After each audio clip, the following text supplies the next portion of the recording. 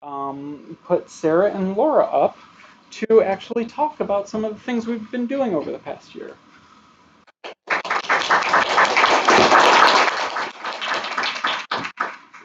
Hi, I'm Laura, and I'm going to introduce Sarah, who has been a researcher for 13 years across four countries. She works here at Trademe as a senior researcher, and she's involved in strategy and UX strategy and research operations. Um, she studied at the University of Auckland, and has an HCI degree in psychology and computer science. And sort of for some of the people who work at Trademe, they'll know about Sarah's persuasive skills because she managed to get her designers to do Irish step dancing in a meeting recently. Yes. You going to show that tonight? No, I need to wait for another event. I'm going to hand over to Sarah. Thank you. I'm introducing Laura now. Laura is a researcher, and she runs and manages research operations activities, including participant recruitment, research operations implementation, and repository management for Trademe. She has a master's in user experience design from Victoria University, and she likes helping people do research because way back when, Laura was a librarian in another country as well. And she can often be found with her husband and dog on Lyle Bay Beach in Wellington. So she's flown up here for this talk tonight. And just a little thing about questions. We're quite new at this, so if you guys don't mind waiting till the end for questions, that would really help us with our flow. And anyone online as well, just hang on to those questions. I'm sure you could put them in the chat and someone will be able to help you get those asked at the end. Okay, I'm going to learn a little bit about you guys. Who here is a researcher, a UX researcher? Hands up. Okay. Now, who here has been involved in research before? A lot more hands, yay. That's what I thought would happen. Okay, so that's the research part of that. The operations now, who has been involved in ops before? Okay, so a few hands, but not a whole lot. That just helps me understand how much of this you guys are already across. So we're going to come back to ops in a little bit. I'm going to talk to you now about what we were trying to enable with research operations. For me, it's a lot about supporting that whole design thinking process. Many of you will recognize this diagram. Design thinking, to me, is very useful to both designers and PMs, product managers, and anyone keen to find out if their solution solves a problem that exists in the world. Right now, how easy would you say it is to get access to those insights and that empathy that you see in the first few steps, right? And reops, for me, is a thing that makes it easier for people to know what to do to get access, how to do it, and what to do next. So what is really good to hear is that Trademe is just like you. I mean, that's not exactly the right number of people at Trademe, but it's the idea that this is the research team at Trademe, and this is a whole bunch of other people. This is about how many of us are designers. Yes. And that's about how many of us are product managers. Those aren't the actual PMs and designers. I'm not a designer. Okay. So most of our designers and product people have been involved in research and continue to need to be able to access that empathy and sharpen their key questions. At Trademe, these are the people within reops that need to do research. We also have a lot of other people, delivery, CX, sales, analysts, and more. Now split that out across our 4 verticals at Trademe. So if you've ever looked for a car, a home, a stamp collection, or a job, you'll see that a lot of these different people have a lot of knowledge around those areas and supporting our customers. So we've got a lot of problems to solve as researchers at Trademe. How many of you have seen this job posting? You know, the one looking for that unicorn designer, sketching and designing and interviewing, and yeah, like you know what I'm talking about. I call that the unicorn designer. Reops is not expecting this sort of thing from people who help out with research. To us, it's about enabling you to access that empathy, those insights, and execute on design thinking so you can keep building, measuring, and learning, all with support in place. It will look different from organization to organization, especially depending on the problems you have to solve. Now a little kind of thing to talking about ops. We of course have research considerations when we think about making it operational. However, the things that I've bolded from both DevOps definition and the design ops definition really ring true for us in research. So things like trying to shorten the cycle of research for non-researchers, making sure that there's high quality, building a systematic framework, and being able to succeed at scale. So I'm going to talk to you now about where we were in this when we started doing re-ops. In our organizations, we had a few problems that I'm pretty sure might sound familiar. Any gamers out there? This is a really old school image, but we were in a position where we didn't really know what we didn't know, if that makes sense. Doing strategically valuable research is really hard, not because the research is hard, but because for researchers and stakeholders to know, what do we already know and what do we need to explore more? That's really difficult.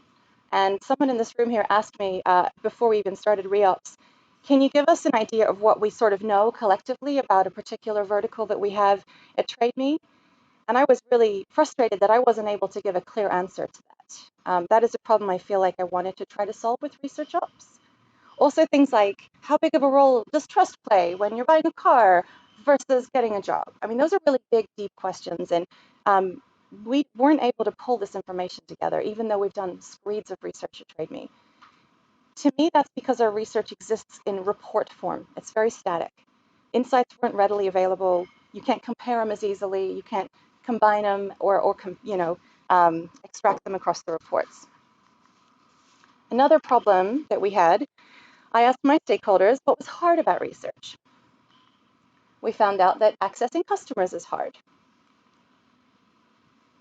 Knowing what types of research you need to do. And knowing how to do the research.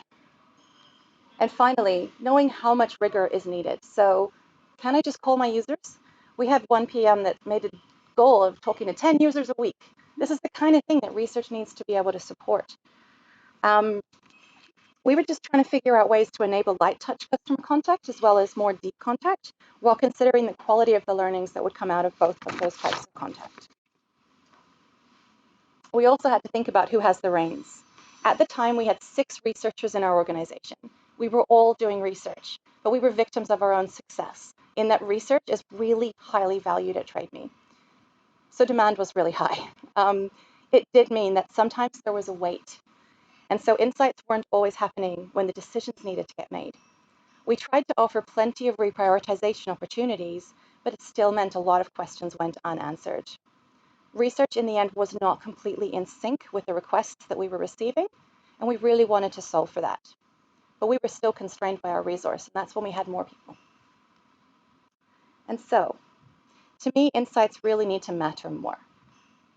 There's this concept that I came across UXMZ a year or two ago called taonga, that a treasured possession. So user feedback to me as a researcher is a treasured possession. Hearing users, letting us into their worlds, it was just really important that their experiences, memories, and insights were used for greatest impact, that it was used to inform decisions that could actually improve their lives. So where were we? It was just hard to get access to that empathy. It was hard to access insights. Decision makers and designers were not always given the opportunity to hear things straight from the user. We were to do that ideating, prototyping, and testing, and we weren't finding out how to do it themselves. Speed to customer value is a really important principle here at Trademe. So what we've chosen to implement first from the re-ops framework are things that will make it faster and easier to know what to do, how to do it, and what to do next, so that our stakeholders can get really high value insights quickly. I'm going to hand it over to Laura. So she's going to go through what re-ops is, what we chose to do. Okay, hi. Oops.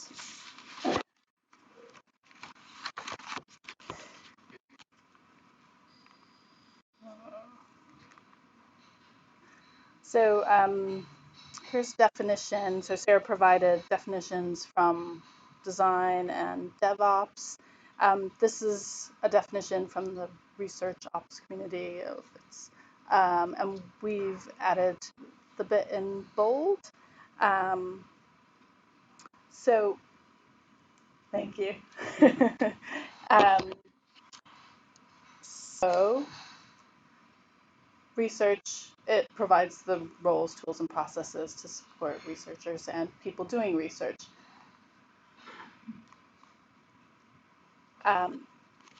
When we first started out thinking about research ops, I want to begin by mentioning the research ops community that formed in 2018. I was talking to someone earlier, and they mentioned Kate Towsey at Atlassian as one of the people behind that. And they've done heaps of research. Research detail is the map is some of the detail around when they surveyed people across 17 countries about what's involved in research. I'll get to this later. But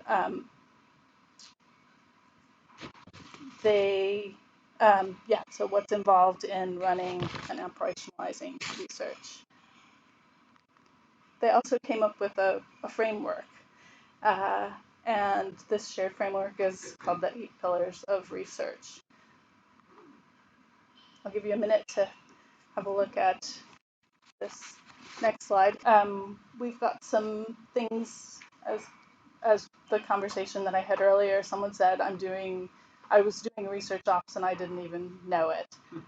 So some of these things are always involved in research. For example, in the recruitment and admin, you're giving your participants incentives and you're scheduling and those sorts of things. But the framework is quite large and it includes things like GDPR. So while that may not be a big issue for Trademe, for other countries, especially in Europe, that's a huge issue.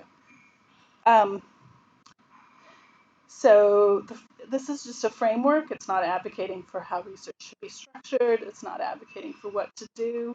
For example, companies like Xero and Atlassian both do research and it looks different for them, and fold it into a design ops function. I'll use Atlassian as the example. This was a statistic from 2020. I think they may have more people working on this, but they had Kate Towsey as their research ops manager, 15 researchers, and 1 or 2 participant recruiters. One thing that Atlassian does is research that they don't have the capacity to support those 250 designers. The other thing I'm going to point out here is organizational context. So I'll give you a second to read this. So our organizational context, in addition to the things that Sarah mentioned, was that our organizational context was an influence on our approach to re-ops. So following COVID-19 and an organizational restructure, we were smaller and we didn't have enough researchers as well to keep doing what we were doing. And we had a different set of constraints around moving faster. So we knew we had to change. This meant empowering others to do their own research because the requesters wanted to make more timely product decisions. When I started at Trademe already had quite a strong culture of mentoring and training designers and other people. So we sort of carried on with that.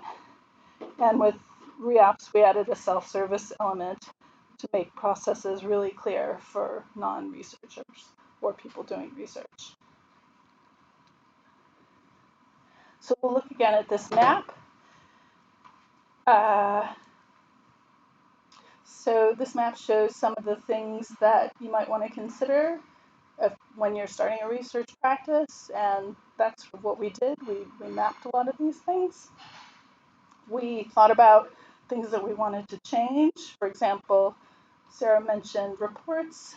Another thing about reports is that designers are not necessarily comfortable with writing reports.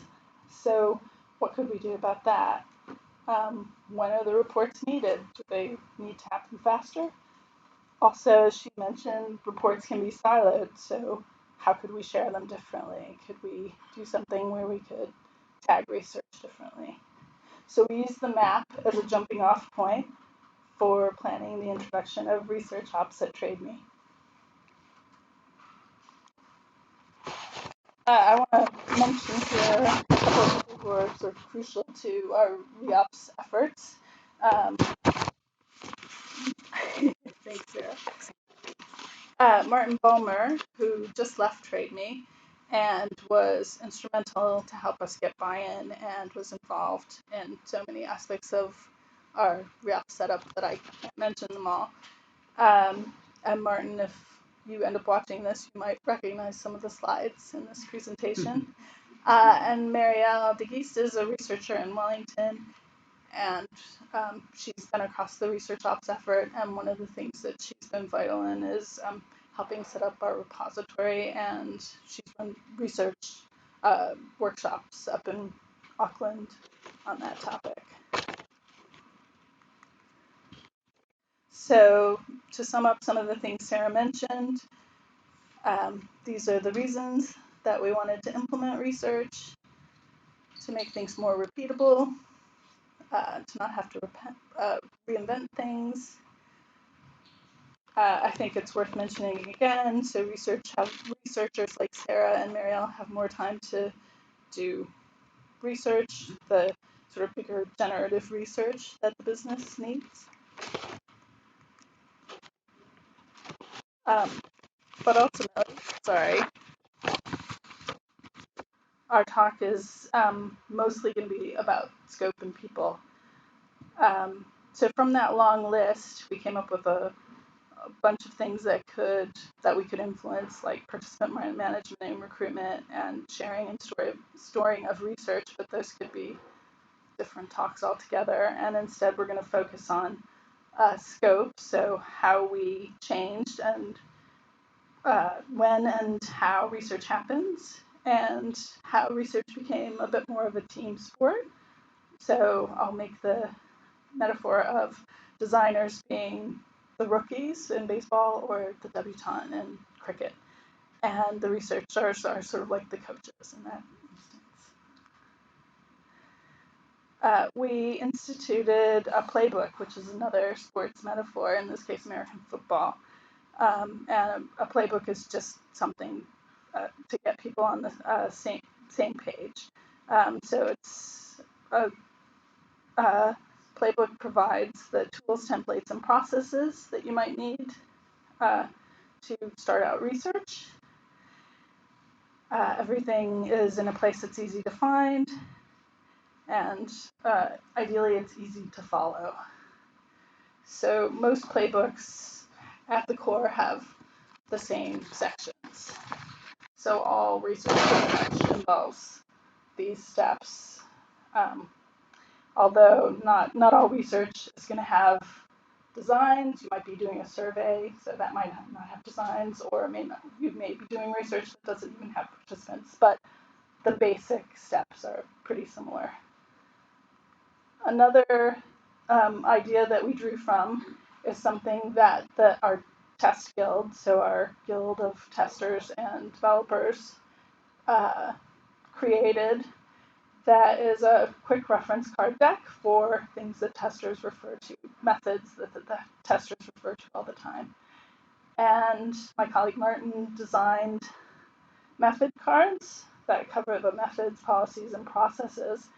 And the idea is just something that people can get into quickly before they start a project, and it's just meant to get them to give something a crack. So this is our playbook, and it's really sort of the right side where we show how research happens, and the idea is that it's done in sequence. So 1 week you might set your objectives, the next week you might write your discussion guide, and from an administrative point of view, giving people time frames also helps manage expectations on how long things can take. So for example, we have a big member base at Trademe. but in order to find participants, we still need to take the time to have our data analysts pull the right people, and then we have to contact them, and we want to give them some notice, and those all take time. So it's nice to be able to do those in sequence and do other things at the same time. In addition, our observers and note takers have also used the playbook, and having design and product managers running research has meant opportunities to bring research closer to teams. So it encourages devs and delivery to attend sessions as observers. And in addition, we're seeing lots of people reinforcing their own learning by teaching others. And it's especially true with senior designers, for example, showing newer designers how to.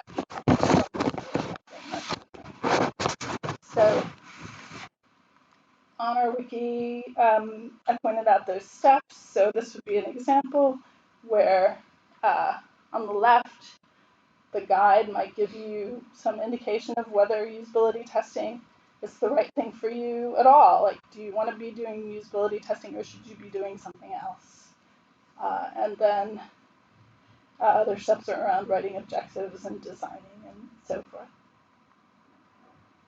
And I'm going to pass back to Sarah.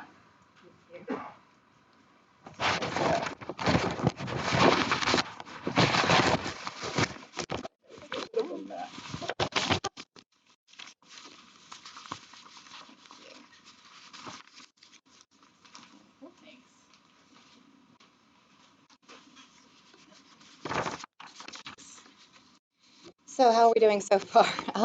We've been at it about 9 months, actually. So we did what researchers tend to do quite often. As researchers, what better place to start than with a survey? So we surveyed over the first 6 months of implementing the ops, and we will have another survey to speak to the last 3 months very soon. I'm going to start with what's going well. Well, to start with, people who need that access to empathy and insights have the reins now. They're deciding when the research happens. There are more of them than there are of us, so more research is now happening. It's mostly validating concepts, and it's all the easily repeatable research that we're seeing happening. For us as researchers, observing people doing research, it is easier to see ways to make this process even better and increase that access even more. Now, we asked another question in that survey. Consider the findings from the research you've done this quarter. Describe the level of influence these have had or will have on your work. 25% said that the insights were extremely influential in their decision making. 17% said that it would be somewhat influential. 58% said that it would be very influential. Ultimately, 100% of people doing research said that insights would be influential in their decision making. So if you remember what we said at the beginning, we wanted insights to matter more. They do now. And they matter to the people that need to make the decisions. So I see that as a really big win for research operations. My theory on that is because seeing and hearing users' pain points up close is making it really easy to take things to heart, taking action after they develop those insights, i.e. empathy. So we also asked a question, and we asked the people involved in research 3 quick agreement scale type questions. We asked them, on a scale of 1 to 100, how much do you agree with the following statement? I felt I was able to take the point of view of the participants. I could understand the feelings and actions of the participants, and I felt connected to the problems I saw or heard in the research. And that is where our empathy score is now for product managers and designers. Those are the people executing on the research. We have between an 81 and an 88 score of empathy for people doing research at Trademe. And those are the people making decisions about our users. So to me, that's a huge win. More people are doing research now. 11 people participated in that first survey. Not everybody who did do research participated in the survey, but still, we had 20 people participate in that second 3 months. So we're seeing a positive trend. Not only that, but we also had a lot more types of roles participate in research over the time that we've been implementing it. In that first survey, we had mostly product managers and designers. That's actually a little misleading with the product manager sliver being small. A lot of them just didn't have time to do the survey, but there were more of them. And I fixed them the second time a lot more. So we have a rainbow of roles participating in research now, and that's not just doing research, but it's observing and more of less of a doing role, more of an observing role. So now that insights matter more to people doing research, we as researchers have been able to work on ways to increase that access to those insights even more in the organization, or it's something we're starting to think about. One really nice thing that actually only came to me as we were doing this presentation is that there were a lot of benefits just in measuring how well the re-ups was going. Measuring who it's being used for and how it's being used has made it really easy to get support for re-ups being executed in the business, to be able to work on bigger, better things like our knowledge management repository, and to be able to reach out to new teams. So we are now focusing on delivery folks and analysts, and we're just going to keep trying to expand the scope of who can benefit from research and contribute to it. Having re-ups form a really key part of our UX strategy at Trademe, and getting that buy-in really early was instrumental in this continuing to be successful. So coming back to this, at Trademe now it's easier to access empathy and make decisions. It's the way we've been working together, though, as researchers and people doing research to achieve those outcomes that I feel like it's working. Now, it's not all roses. I'm just on the page. Time is still our biggest challenge. For those observing, it's still really hard to find time to participate, especially for those delivery folks who are really focused on executing on code. That's what they're here to do, as you know. There's also the time to do the tedious tasks, the tasks that nobody wants to do, like recruiting or admin. And the time to learn the more complex skills. We're still on a learning curve with that. And we still don't know what we don't know. Where's that slide? It's gone. Okay, you remember that slide? With the fog of war. We now face the challenge of building on what we're learning so we can spot those knowledge gaps so much easier. We want to be able to identify those really good strategic research opportunities, the things that we don't know enough about that can really expand our access to more opportunities for product and also for designers to innovate on solutions. And then moving on to developing skill sets, forming objectives, interviewing and insight formation, ideating with insights. Those were the skills people said they really wanted to develop and do more of, but some of those were the skills that people said they found really hard. We were also looking at quality for key stages in research. It still really needs to matter. So in order to get reliable insights, some of those skill sets need to be pretty good. So we're still working on that. Oh, they're run the wrong way. Okay, so creative constraints. We looked at our resource constraints as creative constraints, and it has gotten us really far. But there are still some issues that we haven't been able to overcome. As researchers with the ability to research larger and more predictive trends, we have that skill set here, but we haven't been able to do that. So we haven't fully unlocked our potential. One win has been getting more resource in the form of a part-time secondment from our customer experience team. So somebody from customer experience is getting to experience UX and support us with our re-ups, and a lot of that has been to do with proving the value of what we've been doing. We hope to keep reaching new points of maturity with re-ups that will keep freeing up our time as researchers so we can get into the really big stuff. One thing we noticed as well is that there's different types of needs. So there's like coaching is really strong for those skill sets that are those deep research skill sets that needs to happen more. And then with participating, we need to really create low barriers to participation. And that's things like helping delivery and product work really well together so that they have time to discover as well as deliver. But both of them have that same need in the middle, and I can't stress it enough, that empathy, or just knowing why you're doing what you're doing when you come to work every day. We at Trademe really believe in purpose, and the purpose of UX at Trademe is to empower empathy. So re-ups to us was a no-brainer in that regard. I'm going to pass it back to Laura now so she can talk about, let's see here, what we've got left to do and what we might try to change and do in the future.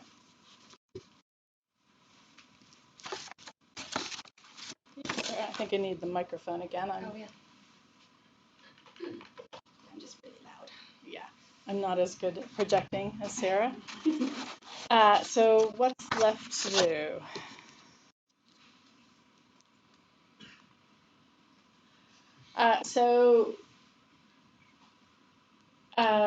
We are still coaching and keeping an eye on quality, and that can be time consuming.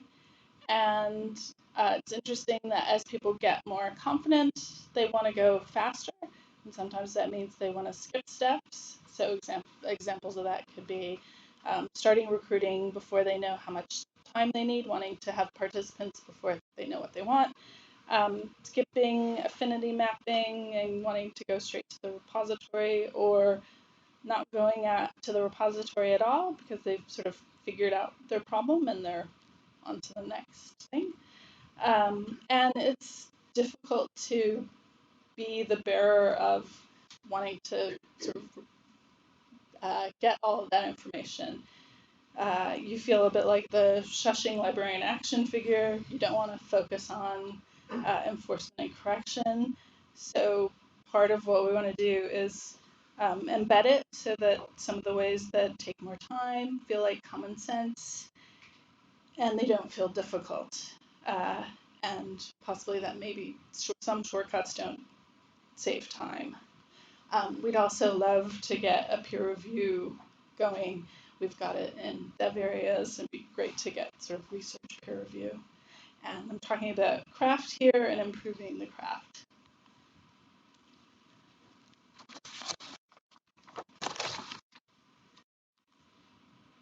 Okay, and this is a sort of long, or this is a complicated slide, so bear with me. This is a slide from The Long Now, which is from Stuart Brand, who's interested in getting people to see society in new ways. And in this case, it's illustrating the pace of society. So at the top, there are things like fashion, which goes really fast, or I guess memes these days.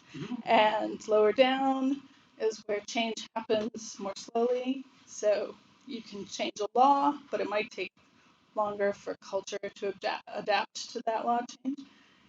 And so how does this relate to research operations? Well, I mentioned that, another thing that it relates to is that the things sort of towards the top are more about things, influencing things, whereas towards the bottom it's a bit more about people. So as it relates to research ops, one of the people in research ops, now the co-chair, Bridget Metzler, wrote an article where she talked about the parallels between research and these pace layers. So the stuff at the top relates to research that happens fast. So you might be testing a change you're about to make, and this is the research that maybe is more in the rhythm of sprint cycles. And further down is the generative sort of culture example. So for example, at Trademe, if we talk about cars within society, we might be talking about car sharing. We might be talking about electric vehicles. So government is getting involved in the electric vehicles game, but there's also a cultural charge pushing us towards that. Or we might be talking about not buying cars at all. Like if you know anybody in that sort of 18 to 23 age group, certainly not as important to buy cars, it seems to me, than it was when I was that age. So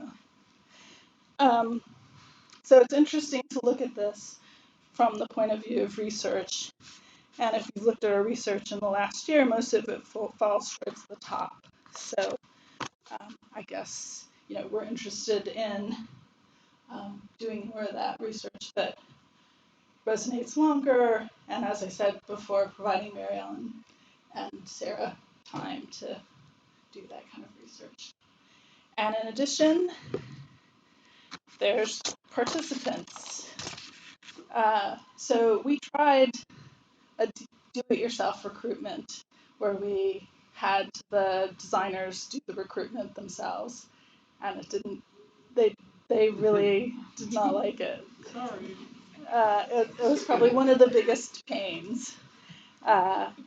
And recruitment takes time, and so one of the things that I'd like to focus on next is possibly getting a participant pool, or some people call them participant panels, so that for Trademe people who are Trademe members, when they get asked, it's not a surprise for them, and it makes research easier to do. And it's one of the reasons that I'm here doing this talk, because you're part of my community of practice, and I want to share the challenges that we've had, and also the successes, and it could possibly help you, and ideally you'll help me, possibly. So I'd love to do a meeting about panels or that sort of thing.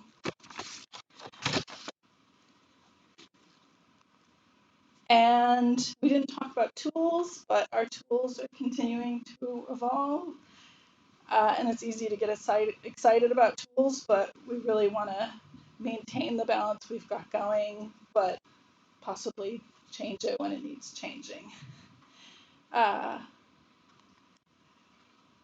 And I'll leave you with another sports metaphor. So in NASCAR, they get 10 seconds to change a tire. But doing all these things and tweaking our processes makes us feel like we're changing tires and driving the car at the same time. And I'll pass it back to Sarah. So accurate. I have to trust Laura with the sports stuff because I have an idea of what a playbook is, but now I know a lot better. I think that's you. Oh, you're okay. It's fine. One day I'll have a good memory. Okay. In conclusion, we've been here a while. I'm just going to reiterate some stuff here. Finding a way to connect more people with empathy and insights should lead to more user-centric and informed decision-making for everyone. That's the win for re-ups. Back to that unicorn. I have 3 little girls, sorry. Hopefully sharing our take on re-ups, our process, progress, and what we've got left to do. I've just given you guys a little bit more context, just what it's like to get it up and running, how to deal with some of those inevitable challenges, and that you feel empowered to get started. We've really made a start on things like empathy, insights, and skills. We're going to get there with strategic research, and maybe unicorns are real. There just aren't that many of them. Guides. We do have a couple ready to share with you guys. I'll trust Nani to explain how that's going to happen. We've got a couple of PDFs ready to go. But basically, we've got all these guides on our wiki. They were created under a Creative Commons license, so we're quite happy to share them. For us, it's more about how. So as soon as we figure that out, we will do that, and we will make it available through UXA. And finally, thank you to UXA for giving us this opportunity. I've really learned an awful lot by preparing this presentation, and it's great practice for us. I want to say thank you to Martin, Marielle, and Laura. They put so much work in up front with our resourcing, getting that buy-in, and just thinking around getting re-ups off the ground. John and Billy, thank you for all your support in doing re-ups and just for connecting our design team up with UX Auckland. I've really enjoyed beginning to be part of this community. I really don't know anybody yet, so I'm looking forward to getting to know everybody. And finally, thank you to Trademe. They've let us do this thing called re-ups. Offering to host it and sponsor this event has just been a great opportunity for us. So thank you for your attention. It's time for questions if anybody still has anything we didn't cover. Yeah, so we've got 2 wireless mics for people in the room, and I believe that if there's questions on the sharing, that somebody at UXA can ask them.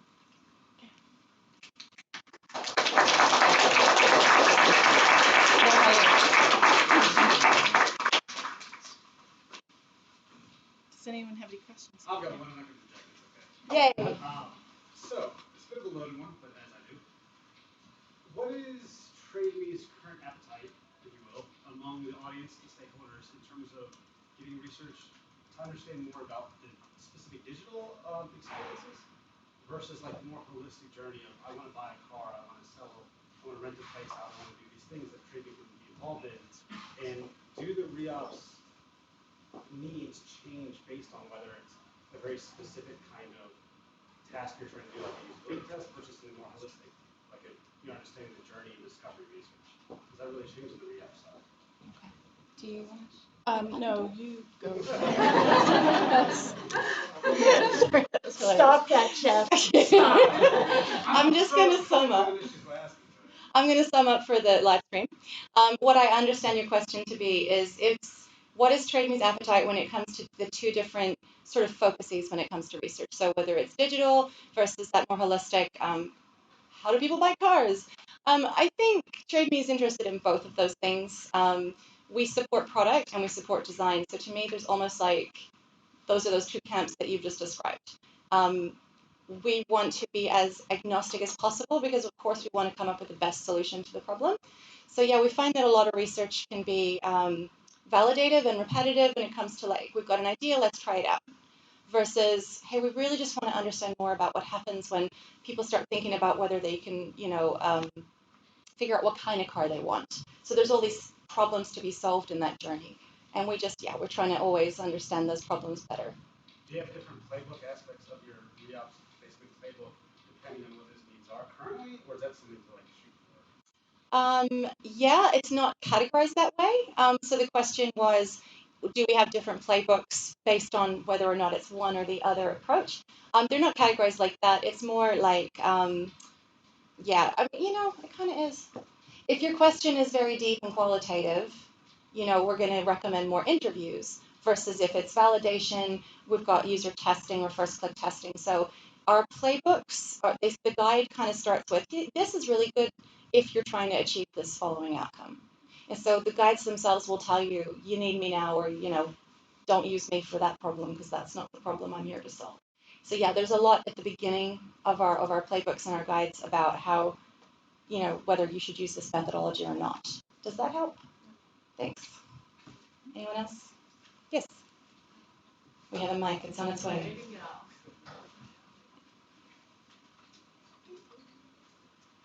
So thanks, Sarah and Laura. Great talk. I'm curious. So you mentioned about that guy on the left there, Martin. What was the process for buying in? Like, tell me more about that. Do you want to talk about that? I think the process for buying in was definitely in the area of, sort of taking the training and the mentoring and that sort of thing to the next level, but also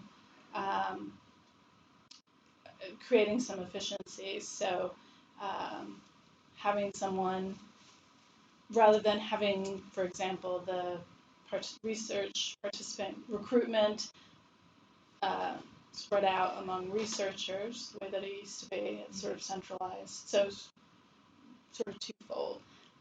If I may answer that? I can actually help. So one of the people Martin had to get buy-in from was me and my counterpart in Wellington. So he actually one of the things he really did is after the restructure and we had a bit less headcount UX, we needed to be reactive to that. And so one of the ways he pitched re-ops was the idea of doing more for less. And so he took like a problem that needed to solve and gave us like a very specific solution.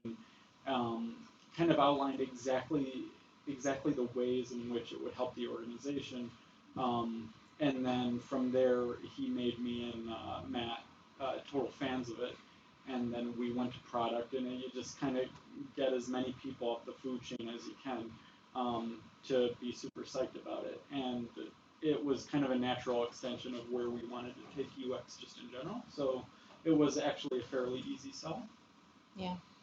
And having those cheerleaders was really important because when it came time to doing a strategy for UX, this formed a huge part of it, mostly because our management was like, oh, well, yeah, this is going to be a big part of what you do, right? So it was almost a given at that point.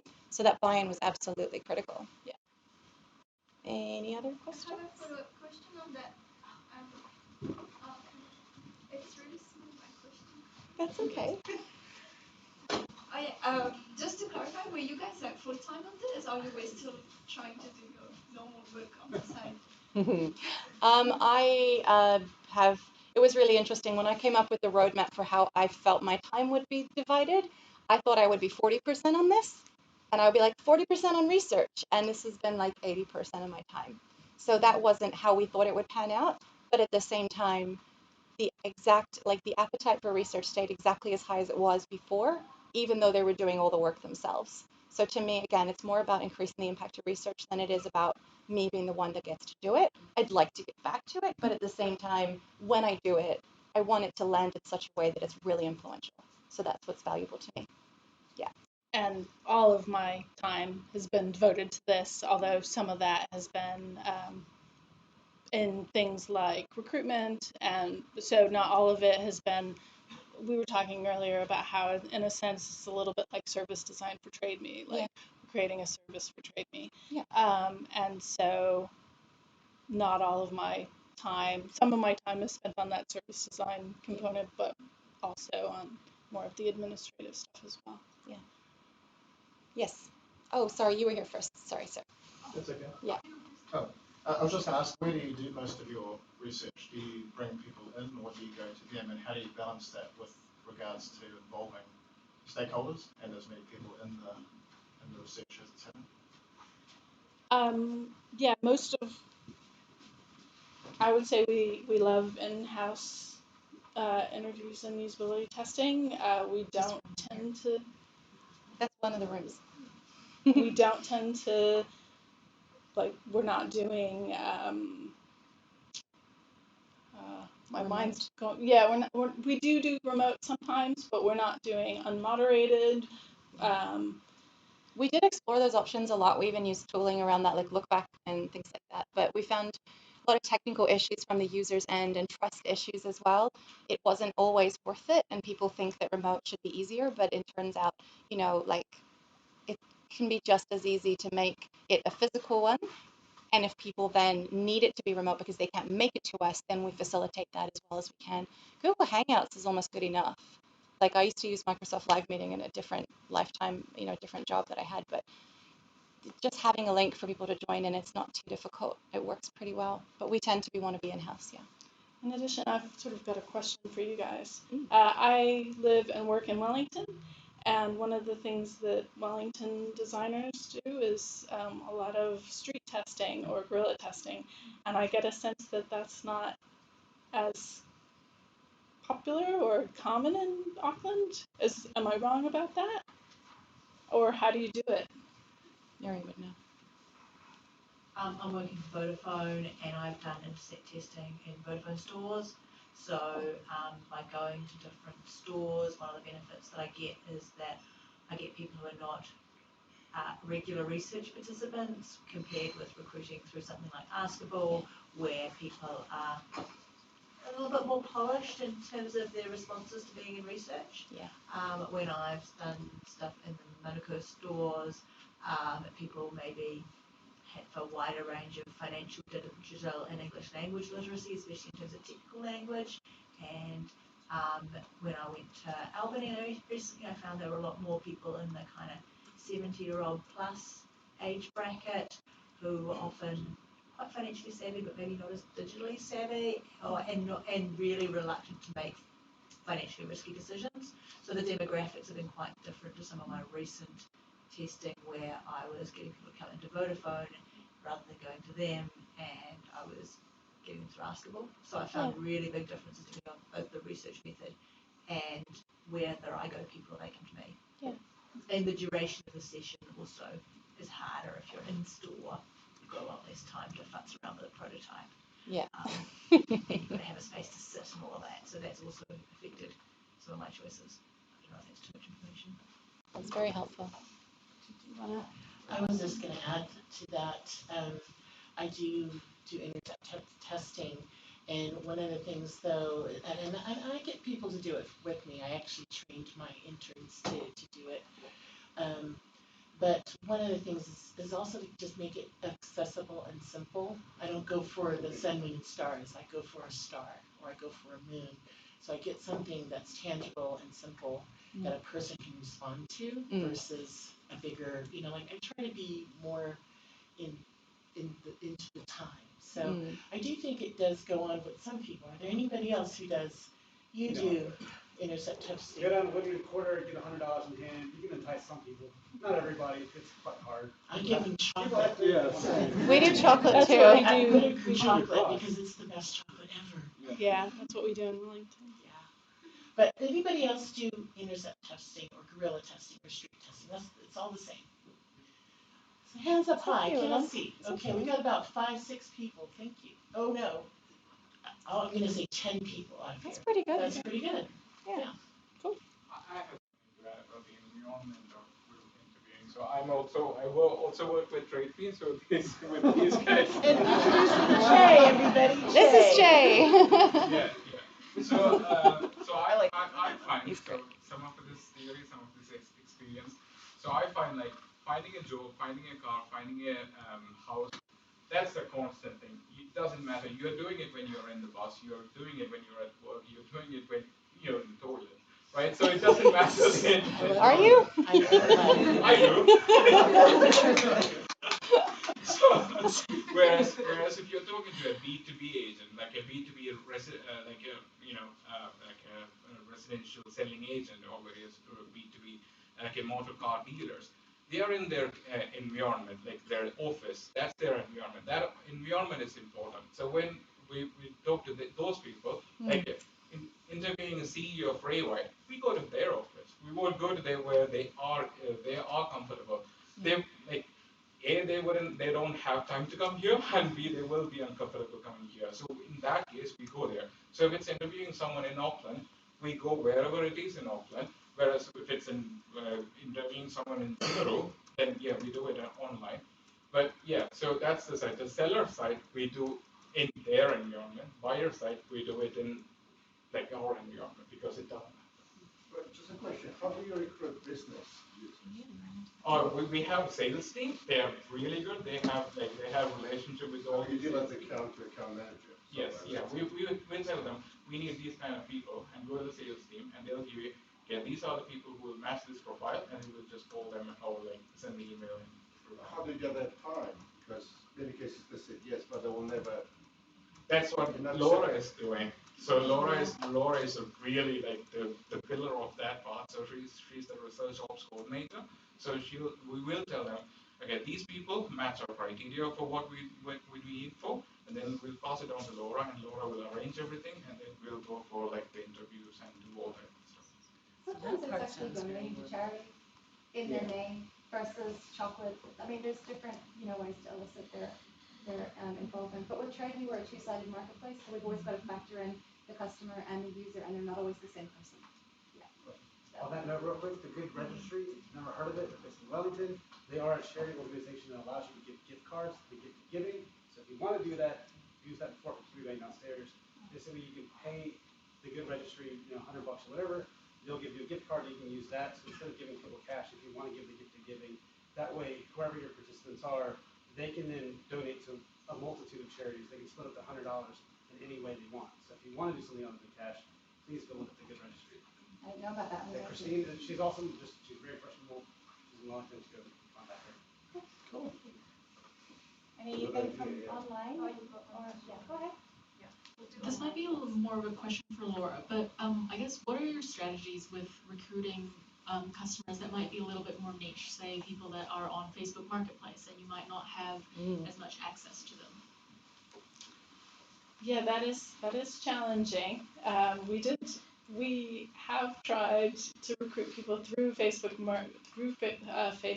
by placing ads, but Facebook is not very happy about when you mention that you're looking for when you're trying to do competitive research that involves Facebook. So yes, that's challenging. We haven't solved all the problems yet. No, we haven't solved all the problems yet. But that's part of why you want that panel, right, Laura? What's that? Yeah, that is part of why we want the panel. We do. I mean, yeah, we can ask people screener questions.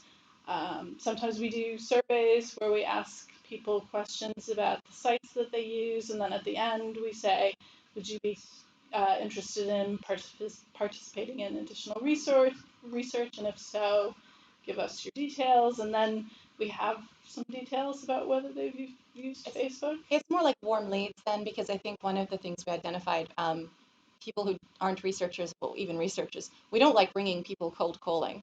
But if those people have already said, yep, they would be happy to be contacted, it's less intimidating for the person calling, and it's less you're more likely to get that yes, because I mean, I don't know if you've done it. You spend all day ringing people, and half the time they don't pick up, and the other half of the time they're like, "Who are you?" And you get 2 people booked, and you're like, "That was my day," and it's very hard even as a researcher. So yeah, the panel is what we're going to try to do next. Yeah. So what is your go-to method right now for getting research, not only for like getting like usability testing, but as well as the holistic side? What is your go-to way of? Our go-to way is emailing or phone calling people cold, or and often in combination with some sort of screener. Are they people from like users of Trademe? Yes, users of Trademe that haven't opted out of being contacted. We do have opt-outs that are like opt out of surveys, opt out of being contacted. We've got a couple of questions online, Yep. and then we can go back to the audience if that's okay. Perfect. We've got a question from Savnaz. So how did you decide on which research repository to use? That would also be a great question for Martin. I was who's just not going to here. say, I wish he was here. Yeah. We did look at a lot of options.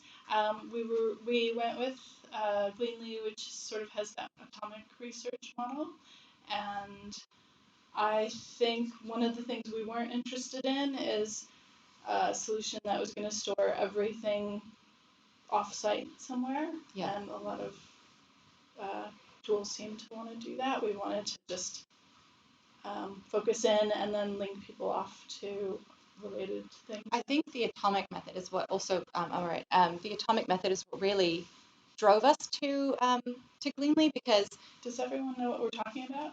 yeah, so atomic is like basically taking knowledge and breaking it down into just 3 component parts. So you've got facts, you've got beliefs or insights, and then you've got what you're going to do about it. And so we just wanted to make sure that the insights could be cross-pollinated. So, something could be true for motors as well as property.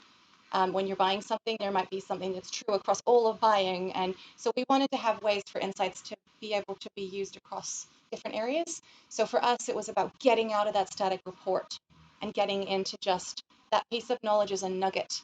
And before you leave Trademe, you need to put your nuggets in Gleanly. And that's kind of how we're at it right now. Yeah. Go ahead. We've got another question from Pri. Do you consider diversity during customer recruitment, such as age, gender, access needs? We do, but again, it's probably something that we would do better with a participant pool. So an example is if we have a self-booking system, we try to monitor that we've The got right mix. Yeah, Yeah. but can't always guarantee that. So I think part of it is like recruiting is difficult for non-researchers in that regard too, because sometimes you can let it ride and you can just observe that factor, right? And other times you have to recruit for it because it's really important that you have that mix. So when we know we're pulling from a really large population, we might say, okay, we're just going to let the age thing fall where it lands. And then if it turns out we're just underrepresenting an area, we can do some targeted recruiting to fill that gap. But we do absolutely monitor for that kind of thing, for generation, for gender, and well, it just really depends on the problem we're looking at exploring. But yeah. Anything else? Miriam? I was just going to give a plug to Access Advisors, who Oh. are recruiting a pool of diversely abled participants, I believe, and also have professionals who do accessibility testing, so that if you're trying to make sure that you're creating something that enables people to use it, you've got the ability to answer the question about access needs. So I'm not affiliated with them, but I've seen Chandra Harrison's work over many years. So yeah, we did do some research with them last year, and it was a really big accessibility study. It was really, really cool to do because we went out to people's homes, and that was one of those instances where we got to see the context and all the different tools and things that people were using. So getting to see like a Braille reader and seeing just even the space requirements for somebody in a wheelchair, and just seeing how they're using our site in these very different ways really opened my eyes. Like I was already aware, but it was a head thing and not a heart thing. And now that empathy is really there. And I think for us, we want to try to include more diverse in terms of accessibility. I feel like the approach we want to take is across our research rather than specific accessibility testing all the time, but just to try to be purposefully inclusive when it comes to people with access needs. But yeah, we're still working out the best ways to do that. So we're going to keep including Chandra and access advisors. Yeah. Anybody else?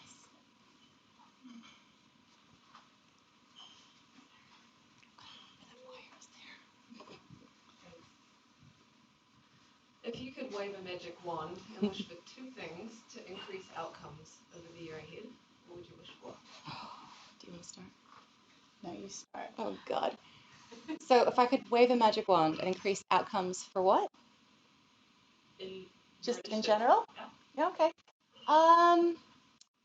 I would be able to see what we don't know much about. So I would just have that perfect crystal clear vision of this is something we know lots about already, and this is something we don't know anything about, so that I could say, we need to go research that. Because for me, not knowing what the most important thing to research gives me that decision paralysis, and I feel like that is slowing me down and figuring out what the very best thing is to do. So that's one thing. Do you want the other thing, Laura? You can have the other wish.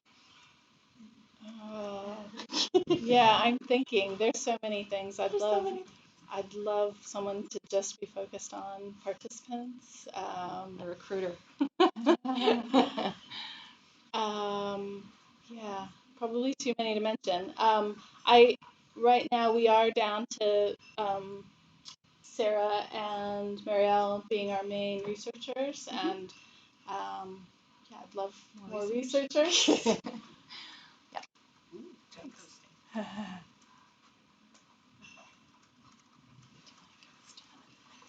Hi, I have a question more on when things go wrong.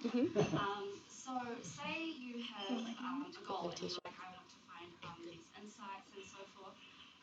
You run the whole research project, and as we all know, time is money, but then you don't find the insights that you want. What happens? Do you guys have like a backup plan, or do you just go, okay, we're going to add a bit more time and get more participants, or, like, how do you deal with that kind of situation? For me, research is designed to create more certainty on a decision you're trying to make. And so, sometimes you can make the case that we need to do more research. And sometimes, the luxury to do that just isn't there. And so the decision is going to go ahead and get made. Now, user research isn't the only input to those decisions, luckily, right? So there's an awful lot of inputs to that decision making. Ultimately, we're here to really support that decision making and increasing that certainty. So I've never experienced a time where we did research and it didn't add something. It may not have added what we thought it would. We might have been wrong in our assumptions about the types of people we were recruiting. We've pivoted and we've added more participants at times, but yeah, it's never occurred where it was a waste of effort. There's always been a time, it's always been an increase in knowledge and certainty. So that's, yeah. I think the other interesting thing about having a repository, especially if your repository is accessible, is that you might not have known something was going to be useful until you encounter it later. Which is why it's really, really hard for us, because we don't want to dump everything into the repository that could maybe mean something to someone someday. But at the same time, you don't want to only put the stuff that you care about for your exact decision, because if you do, all that stuff that could have been useful to other people is wasted. So we're working on things like folksonomy, allowing other people to tag rather than us, and then we just monitor how that tagging is being created. So there's little things that we're doing there to make sure that just trying to identify trends across what we're seeing going into that repository. Yeah. Two-part question. So this is more less about what's happening in Trademe, more what's happening generally around research ops in the industry. What kind of profile do you see of people coming into doing research ops? And also, do you see UX or user research teams transitioning more into this ops model away from sort of trying to do everything themselves? I'm not sure I know enough ops people to say. I'd love to meet more ops people, actually. Anybody in here an ops person? Yeah. Okay, let's talk. Cool, we got two people over here. Yeah. Yeah. For me, as somebody who wants to get to the more strategic stuff, I'd like the re-ops person to also have enough UX chops to be able to coach, because I feel like we're trying to enable other people to do research. So it isn't just about getting the recruiting done, okay? It's also about when somebody goes, yeah, I don't know, is it a usability test or is it a survey? You know, if I've got to field all those little questions, then that's not a system set up and running for itself. And I would like, you know, for re-ops people that are going to be focused on that to be able to coach in those deeper skill sets. So somebody who could do that would be really good. But it's hard, right? Because those people might want to be doing the research too. So we're trying to figure that out too. Yeah. Do you do much testing with first-time Trademe users? And given how widespread Trademe is in New Zealand, is it hard to find them? It's incredibly hard to get first-time Trademe users. To us, that's the you know the youth sort of market. And what we know about our youth and you know with Trademe is it's like if you've used it to buy your first car, you're more likely to come back to you know find your flatmate and find. So we really do need to spend a lot more time thinking about that sort of thing. But once we get our panel situation starting to be better, we can do something about it. We do have the luxury of being able to say, you know, oh, someone joined in the last month. We can grab that sort of information and talk to people who are very new users, which is often quite helpful. Yeah. So. So I've got the mic, I'm going to go around too. So once they get started in ResoOps day one, what do you think they should start doing? You mean like doing it? Yeah, like say they want to or get, needing it? they want to get ResoOps going, like say, what would be the first step? Join the research ops community. They have a Slack group. Look at the resources on their website. Yeah, take an inventory of the things that you haven't thought about and what's what your priorities are. Yeah, because you're going to want to pull the right first thing out of all of those pillars that Laura showed you just for your environment. So it's going to have to be depending on what is your worst problem that you're trying to solve here, you know? Yeah. Hi, kind of back to the question earlier, but how does CX fit in with research ops and UX here at Trademe? Because I saw you had them on a slide earlier. So how is, and kind of the role profile in a way, but how are they similar or different to UX and research as well? They've got an awful lot of knowledge and insights to offer, and that was one of the things I was sort of thinking to really try to make that point that CX analysts, data scientists, there's so many people at Trademe that can contribute to what we know about our users. So we do a lot of qualitative stuff, the why does this happen? Why are they doing this? You know, but the analyst can tell us what people are doing, and CX can tell us about the pain that they're hearing.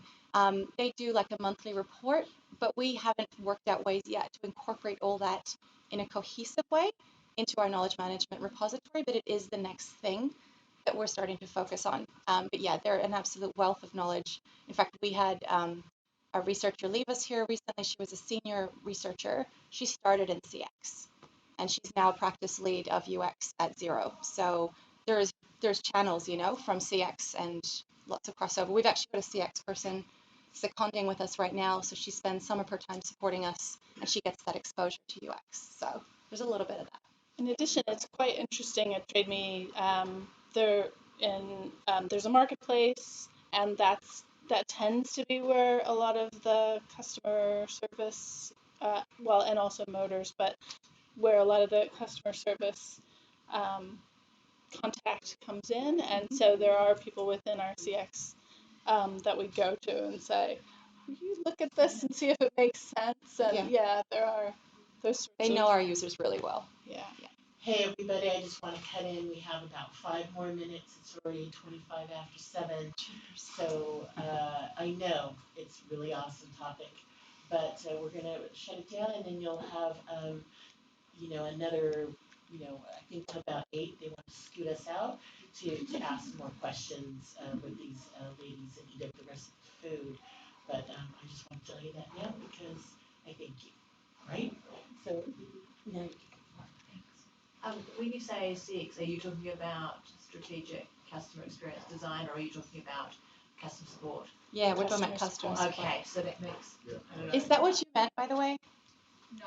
Oh, I'm so sorry. Okay, see, isn't that funny how we all use acronyms differently? Cool, thank you. Yeah. As you started to talk, I was like. No, not the same thing. I'm so sorry. Yeah, can you repeat what you meant it was? Yeah, sorry. No, it did kind of make sense from a customer service point of view, but I guess organisations are be more familiar with have quite a classic customer experience role, user experience role, as well as research tied in there, but there seems to be a lot of overlap in what you guys do with the CX that I'm kind of used to. So I was just interested if that was another set role here, different to research somehow. So yeah, that was more my question. Oh, okay. Well, I mean, we did have a reorganization where we did want to have like sort of a central customer experience focus, and we did bring those teams closer together that would have that focus. And so that was something we were looking at doing, but we then pivoted again. So that's not, yeah. Thank you. No problem. One more question? One more. We'll still be here, so as long as there's something to eat. It's probably a quite basic question. In my previous organization, we were a little bit apprehensive about releasing any change, and we always used to go, okay, let's test this with user and research it. But that's always not possible because you cannot test everything. You cannot research about everything. So how, Trademe, like what strategies you guys use, methods you use, okay, for this we're gonna do the research, but for this is pretty straightforward, like you're confident we can go ahead. It's a really interesting question.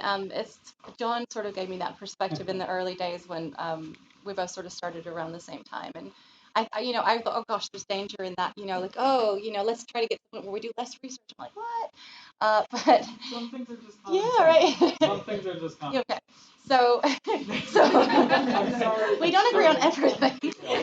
No. Like the way that I wanted to handle that, and I think the way our knowledge management repository is supposed to handle that is we're supposed to be able to say, you know what, we already know a lot about that, and I'm comfortable that you should have enough certainty. Let me point you to some of the things we've already learned and some really strong insights that we already have. So yeah, actually, not because some things are common sense, but because there's sometimes it's okay to say, actually we don't need to do that research. But I just want to make the difference between, you could be like falsely certain about something too, right? So I would always be questioning like somebody who goes, oh, I've got a 5 out of 5 certainty on the problem. I'm like, cool, what do you mean by that? Where did that come from? And just really grill that a little bit, because if we think we know something but you can't back it up with something, I'm going to go, well, maybe there's some bias there, and let's just go validate that problem. But yeah, there are times we don't need to do research. That's what I was reading. Yeah. But we need to know why, right? We need to be able to say, because we already know this stuff. Yeah. All right. Well, thank you, Sarah and Laura, for sharing your mana and sharing what you guys. Thank you. Sorry. Thank you, Sarah and Laura, for sharing your mana, sharing your insight and knowledge on something that, as you can tell from this group, the people are really interested. They're trying to put that into their organizations or into their work. So thank you for sharing what it is. And we really just appreciate, again, thank you, Sean, thank you, Trademe, for letting us share this information here. We really appreciate it. Other than that, we're turning this off so you guys go and have a chat some more, okay, with each other. All